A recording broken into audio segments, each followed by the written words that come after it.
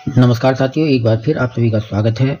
आज हम इस वीडियो में चर्चा करेंगे, जैसे कि आप विदित हैं, विद्यालयों में पीएफएमएस पोर्टल के माध्यम से जो कंपोजिट ग्रांट है तथा दूसरी तरह की ग्रांट हैं, जैसे आंगनबाड़ी के लिए, शिक्षक संकुल के लिए ग्रांट, टीएलएम की ग्रांट और रानी लक्ष्मीबाई हेतु ग्रांट और इको क्लब की ग्रांट, सभी का ट्रांसफर विद्यालयों के खाते में कर दिया गया है, जिसका निकासी या पेमेंट हमें पीएफएमएस पोर्टल के माध्यम से करना होगा। तो आपको एक ही पीपीए के द्वारा पीएमएस पोर्टल पर एक ही पीपीए के द्वारा एक से अधिक वेंडरों को भुगतान किस तरह से करना है, हम इस वीडियो में देखने वाले हैं। तो वीडियो में अंत तक बने रहें। वीडियो पसंद आए तो लाइक और शेयर करना न भूलें। सबसे पहले ब्राउज़र पर pfms.nic.in पर क्लिक करेंगे तो पेज ओपन होगा। आपके समक्ष या तो ये लॉगिन वाला ऑप्शन शो हो रहा होगा। अगर ये शो नहीं होता है तो आपको ये तीन बड़ी लाइनें जो है इन पर क्लिक करेंगे। इन पर क्लिक करते ही आपको जो है ये लॉगिन वाला ऑप्शन यहाँ पे दिखाई देने लगेगा। तो यहाँ पे आप लॉगिन करेंगे तो ये आपको ये शो होने लगेगा। इसके बाद आपको यहाँ पे अपना ऑपरेटर आईडी भरना है और अपना पासवर्ड भर के कैप्चा भर के लॉगिन पे क्लिक कर देना है। जैसे ही आप लॉगिन करेंगे तो आपको ये यहाँ पे दिखाई देगा वेलकम, आपका नाम आएगा जैसे यहाँ पे आ रहा है सुनील कुमार, और इस पे आप लॉगिन होने के बाद में आपको इधर लेफ्ट साइड में ये पड़ी हुई तीन रेखाएं हैं, इन पे क्लिक करना है और इन पे क्लिक करते ही आपको जो है ये लेफ्ट साइड में बहुत सारे ऑप्शन दिखाई देने लगेंगे। तो सबसे पहले आपको बल्क कस्टमाइजेशन क्रिएट करने के लिए ये मास्टर पे क्लिक करना होगा। आपको ये मास्टर वाला जो ऑप्शन है उस पर क्लिक करना है। जैसे ही आप मास्टर पे क्लिक करेंगे तो आपको ये ऑप्शन दिखाई देंगे bulk customisation, beneficiary management, vendor location. तो आपको बल्क कस्टमाइजेशन पे क्लिक करना होगा। बल्क कस्टमाइजेशन पे आप जैसे ही क्लिक करेंगे तो आपको ये दो ऑप्शन दिखेंगे, बल्क कस्टमाइजेशन यूजिंग एक्सेल और मैनेज। तो आपको मैनेज वाले ऑप्शन पे क्लिक करना है। जैसे ही आप मैनेज पे क्लिक करेंगे, यहाँ पे कुछ साइटों में कभी कभी जो है बल्क कस्टमाइजेशन ऐड न्यू का भी ऑप्शन आता है मैनेज के बजाय। तो आप जो भी है आपको शो हो रहा है, या तो आप ऐड न्यू या मैनेज पे क्लिक करके ये पेज खुल जाएगा। अब यहाँ पे आपने बल्क कस्टमाइजेशन पहले से जो कर रखा है वो यहाँ पे शो हो रहा होगा, लेकिन आपको न्यू करना है तो आपको यहाँ पे सबसे ऊपर स्कीम को सेलेक्ट करना है। यहाँ पे आप स्कीम को सेलेक्ट करेंगे, यहाँ पे इस वाले समग्र शिक्षा एलिमेंट्री यूपी 113 पे यहाँ पे क्लिक कर देना है। इस पे जैसे ही क्लिक करेंगे तो आपके समक्ष ये पेज खुल जाएगा। यहाँ पे अब आपको जो है सारी डिटेल भरनी है। यहाँ कस्टमाइजेशन नेम भरना है, कंपोनेंट वाइज पे सेलेक्ट करना है, यहाँ पे आपको ई पेमेंट पे क्लिक करना है और यहाँ पे वेंडर्स पे क्लिक करना है। यहाँ से बल्क में आप कंपोनेंट कोड सेलेक्ट कर सकते हैं। जो भी कंपोनेंट आपको सेलेक्ट करना है उसी के आगे क्लिक कर देंगे। ये ध्यान रहे जिसका अमाउंट आपको इसमें करना है वो सबको क्लिक करना है। इस तरह से आप क्लिक कर देंगे। एक से अधिक कंपोनेंट इसमें सेलेक्ट कर सकते हैं आप। और यहाँ पे आप नीचे इस पे ई पेमेंट यूजिंग प्रिंट एडवाइस वाले ऑप्शन पे क्लिक कर देंगे। उसके बाद इसको लेफ्ट को खिसकाएंगे और यहाँ पे आपको ये वेंडर का ऑप्शन दिखाई दे रहा है, तो इस पे क्लिक कर देंगे। वेंडर्स को पेमेंट करना है एक से अधिक वेंडर्स पे। जब एक से अधिक कंपोनेंट का पेमेंट करेंगे हम, एक से अधिक वेंडर्स को ही पेमेंट वो होंगे। तो एक से अधिक वेंडर्स हम एक साथ सेलेक्ट कर सकते हैं। इन पे हमारे सारे वेंडर्स खुल जाएंगे। अब हमें जिसे जिसे पेमेंट करना है, जिस वेंडर को, उसको हम क्लिक कर देंगे। सभी को करना तो ऑल पे कर देंगे। कस्टमाइजेशन का नाम देते समय एक बात का ध्यान रखें, ये नाम जो है यूनिक होना चाहिए, रिपीट नहीं होना चाहिए। अगर पहले से है तो आपको ये मैसेज शो होगा ऊपर, name already exit, please choose another name. तो आप एक यूनिक नाम डाल के यहाँ पे तब आप सेव करें यहाँ पे।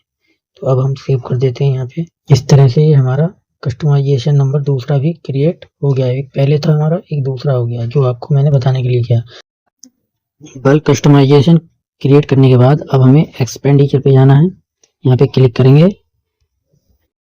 उसके बाद हमें ऐड न्यू पे क्लिक करना है। यहाँ पे हमें स्कीम सेलेक्ट करनी है।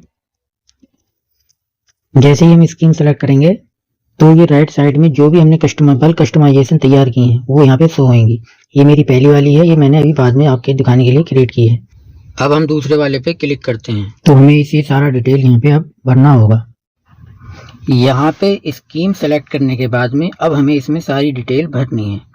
सबसे पहले आपको यहाँ पे अपना लेटर ऑफिस ऑर्डर नंबर भरना है, जिसे पत्रांक संख्या कहते हैं। यहाँ पे आपको अपनी वो चूज फाइल जो है वो सेलेक्ट करनी है, जो कि आपका ऑफिस का जो है, जिसमें आप प्रधानाध्यापक और विद्यालय प्रबंध समिति का जो अध्यक्ष है वो अपनी मोहर साइन करके चालान तैयार करता है। उसके बाद आपको यहाँ पे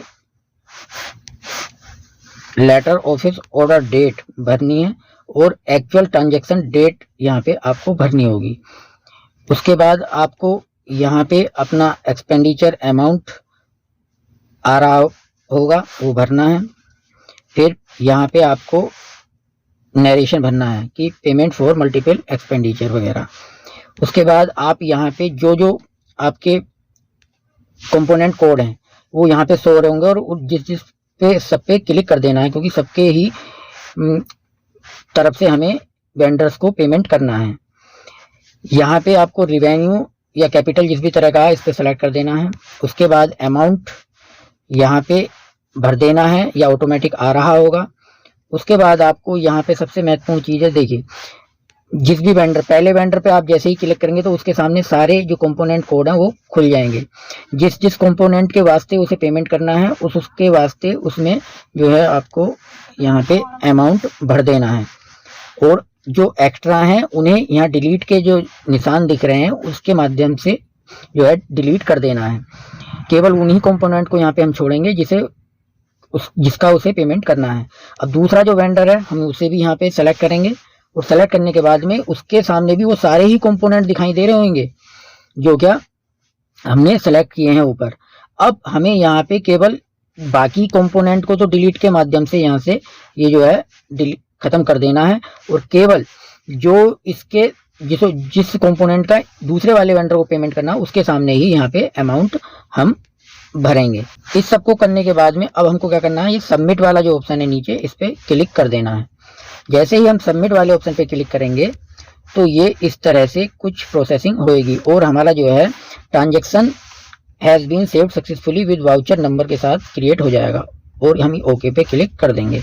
उसके बाद हमें क्या करना है, उसके बाद हमारे समक्ष ये जो है पूरा हमारा ट्रांजैक्शन वाला जो है सामने प्रपत्र खुल जाएगा। इसमें सारी डिटेल होगी, वेंडर का नाम होगा और वेंडर का जो है पेमेंट मोड होगा, ई पेमेंट वाइज जो है पीपीए, और बैंक का नाम, अकाउंट नंबर, आईएफएससी कोड, और अगर कोई डिडक्शन है वो, और यहाँ पे अमाउंट होगा और एक्सपेंडिचर अमाउंट होगा और यहाँ पे सारे कंपोनेंट की आपको डिटेल दिखाई दे रही होगी और उनके आगे हर कंपोनेंट का जो है अमाउंट भी शो हो रहा होगा। इस तरह से इसको देखने के बाद, चेक करने के बाद आप इसे सबमिट फॉर अप्रूवल पे क्लिक कर देंगे। सबमिट फॉर अप्रूवल पे क्लिक करने के बाद हमारा ये जो है सक्सेसफुली सबमिट हो जाएगा। हमारे ये मैसेज आ जाएगा, रिकॉर्ड सक्सेस सबमिट सक्सेसफुली। अब हमें क्या करना है, अब हमें जो है अगर इसको डिलीट करना है तो इसे हम कैंसिल ट्रांजैक्शन पे क्लिक करके कर सकते हैं, अन्यथा अब हमें जो है इसे अप्रूव करना है। अप्रूव करने के लिए अब हमें जो है जो वो है अप्रूवर वाली आईडी है उस पर लॉगिन करना होगा और हमें फिर से एक्सपेंडिचर वाले ऑप्शन पे क्लिक करना है और यहाँ पे जो ऑप्शन आ रहा है मैनेज वाला, इस पे क्लिक कर देना है। मैनेज, हमेशा ध्यान रखें मैनेज वाले ऑप्शन पे यहाँ पे क्लिक करें, न कि अप्रूव वाले ऑप्शन पे क्लिक करें।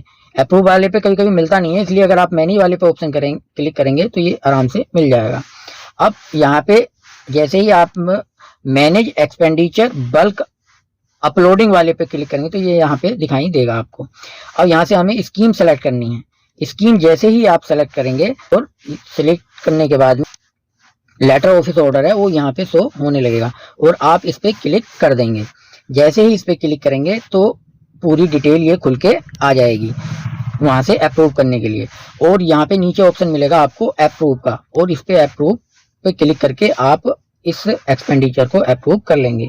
पीपीए प्रिंट करने के लिए आपको फिर से लेफ्ट साइड में जो ऑप्शन होते हैं उन पे क्लिक करना होगा। एक्सपेंडिचर में जाके या प्रिंट पीपीए पे जाके आप क्लिक कर सकते हैं। यहीं पे ही एक्सपेंडिचर में ही प्रिंट पीपीए का ऑप्शन आपको मिलेगा। यहीं पे आप जब अप्रूव कर देंगे तो अप्रूव के बाद ही वैसे प्रिंट पीपीए का ऑप्शन आ जाता है। यहीं से आप अपनी पीपीए प्रिंट कर सकते हैं। तो इस वीडियो में इतना ही। हमारे साथ बने रहने के लिए आप सभी का धन्यवाद। अगर आपको कोई भी प्रॉब्लम होती है तो आप कमेंट बॉक्स में कमेंट कर सकते हैं। मैं आपको कमेंट के द्वारा आपकी समस्या का हल करूंगा। तो फिर मिलते हैं एक नई वीडियो के साथ। तब तक के लिए नमस्कार।